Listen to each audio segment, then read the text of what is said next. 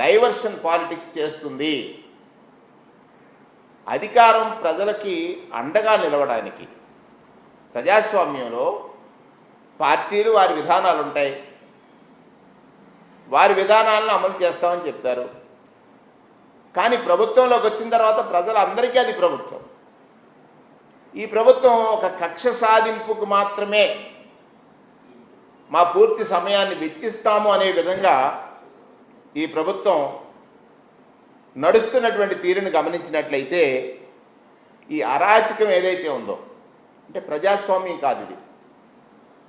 నేను అడుగుతున్నాను ఈ రాష్ట్రంలో ఉన్నటువంటి ప్రజల్ని, ప్రజాస్వామ్యం మీద గౌరవం, ప్రజాస్వామ్యం మీద భక్తి, దేశంలో దేశభక్తి కలిగినటువంటి పెద్దల్ని అడుగుతున్నాను. వీరికి అధికారం ఇచ్చింది కక్ష సాధించడం కోసమా, ప్రజల యొక్క క్షేమాన్ని కాంక్షించడం కోసమా? ఒక్కసారి బేరీజ్ వేయండి విజ్ఞులైనటువంటి ప్రజలందరినీ కూడా అడుగుతున్నాను. చూసినట్లయితే కక్ష సాధింపు కోసమే ఈ ప్రభుత్వం ఉంది. కక్ష సాధింపు కోసం మాత్రమే ఈ ప్రభుత్వం పనిచేస్తుంది. ఎన్నికైనప్పటి నుండి కూడా మొదటి అసత్యం ఏంటంటే, మీరు బేరీజ్ వేయాల్సింది ఎన్నికల ముందు 14,50,000 కోట్ల అప్పులు ఉన్నాయని చెప్పినటువంటి చంద్రబాబు నాయుడు గారు రోజు అప్పులు చేశాడు. జగన్మోహన్ రెడ్డి గారు ఈ రాష్ట్రాన్ని అప్పులు పాలు చేశాడని చెప్పిన చంద్రబాబు నాయుడు గారు, ఇన్ని అప్పులున్నా కూడా నేను సంపద సృష్టించి సంక్షేమాన్ని అమలు చేస్తానని చెప్పిన చంద్రబాబు నాయుడు గారు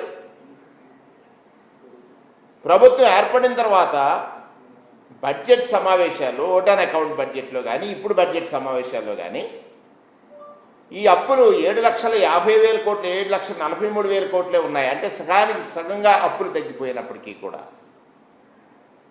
వారు చెప్పింది అబద్ధం కదా. 14,43,000 కోట్ల అప్పులని చెప్పింది అబద్ధమని చంద్రబాబు నాయుడు గారు మరొకసారి ఆయన నైజాన్ని మరి చూపించాడని, అధికారం కోసం ఎన్ని అబద్ధాలు ఆయన ఆడతాడని రుజువైపోయింది కదా. రుజువైపోయినటువంటి ఈ పరిస్థితుల్లో డైవర్షన్ పాలిటిక్స్ ఏ విధంగా చేశారని ఒకసారి మనం పరిశీలన చేసినప్పుడు, మొదటి విడత ఎంచుకున్నారు శ్వేతపత్రాలు, అవన్నీ తప్పుడు నడకలు. రెండో విడత ఎంచుకున్నారు తిరుమల తిరుపతి దేవస్థానాన్ని. స్వామివారి లడ్డూలో ఎంత హాస్యాస్పదం అంటే, లడ్డూని పరీక్ష చేయకుండా లడ్డూ కల్తీ జరిగిందని చెప్పినటువంటి విధానం, లడ్డూని పరీక్షించలేదు, లడ్డూలో నెయ్యి కల్తీ జరిగిందని చెప్పినటువంటి విధానం చూస్తే అది ఎంత సత్యమో ప్రజలకు అర్థమైపోయింది. మూడవది, అప్రమత్తపరచాలి. వరదలు వచ్చిన సమయంలో అప్రమత్తపరచాలి. ప్రభుత్వానికి తెలుసు వరదలు అధికంగా వస్తాయని. ఆ జనాల మరణాలకు కారణమైనటువంటి సందర్భంలో దాన్ని డైవర్ట్ చేయడానికి కృష్ణానదిలో బోట్స్ ఇష్యూ తీసుకొచ్చారు. అదొక డైవర్షన్. అంటే ప్రజల్ని ఏం చేయదలిచారు? కేవలం అధికారమే మీకు లక్ష్యం. అధికారం ఇచ్చారు, అధికారం ఇచ్చిన తర్వాత బాధ్యత కదా. మీరు ప్రవర్తించాల్సింది బాధ్యతతో ప్రవర్తించాలి. అధికారం అనేటువంటిది పెద్ద బాధ్యత. ఆ బాధ్యతను విస్మరించి మీరు పరిపాలన సాగిస్తున్నారు అని అనటానికి ఈ రాష్ట్రంలో అధికారంలోకి వచ్చినప్పటి నుంచి కూడా కేవలం జగన్మోహన్ రెడ్డి గారి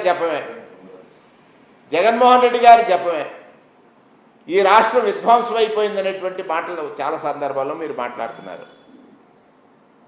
ఈ దేశానికి స్వాతంత్రం సముపార్జన కోసం చేసిన దేశభక్తులందరూ ఏం కోరుకున్నారు? ఈ దేశంలో పేదరికం నిర్మూలింపబడాలని, ఈ దేశంలో పేదవాడికి అండగా నిలిచి ఈ దేశంలో నేను కూడా గొప్ప జీవనం గడుపుతాననేటువంటి భద్రత పేదవాడికి కల్పించాలని, భిన్న కులాలు భిన్న మతాలు ఉన్నటువంటి ఈ దేశంలో సమానత్వం, బాబాసాహెబ్ అంబేద్కర్ కోరుకున్న సమానత్వాన్ని అందించాలని ఆలోచన చేశారే. తదనుగుణంగా యువకుడైనటువంటి జగన్మోహన్ రెడ్డి గారి పాలన సాగిస్తే మీరు అబద్ధాలతో అధికారంకి వచ్చి అబద్ధాలు చెప్పి అధికారం తెచ్చుకుని ఆ అబద్ధాలు చెప్పినటువంటి అబద్ధాల నుంచి ఎలా ఎస్కేప్ అవ్వాలనేటువంటి లక్ష్యంతో మీరు చేస్తున్నటువంటి పాలన చూసినట్లయితే కక్ష సాధింపు. ఈరోజు మీరు సోషల్ మీడియాని టార్గెట్ చేశారు. నేను అడుగుతున్నాను, మీ పార్టీ నాయకులు వైఎస్ఆర్ కాంగ్రెస్ పార్టీ పైన, జగన్మోహన్ రెడ్డి గారి పైన, జగన్మోహన్ రెడ్డి గారి కుటుంబం పైన అత్యంత హీనంగా పోస్టింగ్స్ పెట్టారే, వారి పట్ల ఎప్పుడైనా చర్యలకు ఉపక్రమించారా? లేదే. ఇవాళ సుమారు న్యాయస్థానాల పట్ల మీకు గౌరవం తగ్గిపోతుందా? న్యాయస్థానాలు మీరు లెక్క చేయని తనంలో ఉన్నారా అని ఆలోచించాల్సినటువంటి అవసరం ఉంది. ఇవాళ పోసాని కృష్ణమురళి ఆయన అరెస్ట్ చేశారు. నిన్న శివరాత్రి రోజున అర్ధరాత్రి అరెస్ట్ చేసి మళ్ళీ దానిలో కన్ఫ్యూజన్, ఈరోజు డేట్ వేసి అరెస్ట్కి నిన్న అరెస్ట్ చేస్తారు, ఈరోజు ఎఫ్ఐఆర్ చేస్తారు. ఇది చట్టవిరుద్ధం కదా. ఈ సాంప్రదాయాన్ని కొనసాగించడానికా మీకు అధికారం వచ్చింది? ఈ రకమైన కక్ష సాధింపుల కోసమా మీరు అధికారం తెచ్చుకున్నది? ఆలోచించమని చంద్రబాబు నాయుడు గారిని నేను అడుగుతా ఉన్నాను. ఈ తప్పు రాజకీయాలను మనం ప్రోత్సహిస్తే అదే తప్పులు కదా రేపొద్దున మళ్ళా మనల్ని పట్టి పీడిస్తాయి. ఈ సాంప్రదాయాన్ని మీరు కొనసాగించదలిచారా? మీరు సీనియర్ అని చెప్తారు, ఇందుగా మీ సీనియారిటీ, దీనికోసమా మీరు ప్రయత్నిస్తున్నారు? ఇవాళ కృష్ణమురళి గారిని అరెస్ట్ చేశారు. ఏదైతే హైకోర్టు చాలా సందర్భాల్లో చెప్పింది, బిఎన్ఎస్ 111 సెక్షను వ్యవస్థీకృత నేరాల్లో వీరు లేరనేటువంటిది కేవలం కక్ష సాధింపు కోసమే కదా. మీకు కావలసినప్పుడు మీ కార్యకర్తలతో అనేక పోలీస్ స్టేషన్స్లో కంప్లైంట్స్ చేయిస్తారు, అనేక పోలీస్ స్టేషన్లో కేసులు రిజిస్టర్ చేస్తారు. అసలు ఈ వ్యవస్థ ఎక్కడికి వెళ్తుంది? ఆయన మీరు అరెస్ట్ చేయాలనుకున్నప్పుడు అనేక పోలీస్ స్టేషన్లో మీ కార్యకర్తలతోటి కేసులు పెట్టిస్తారు.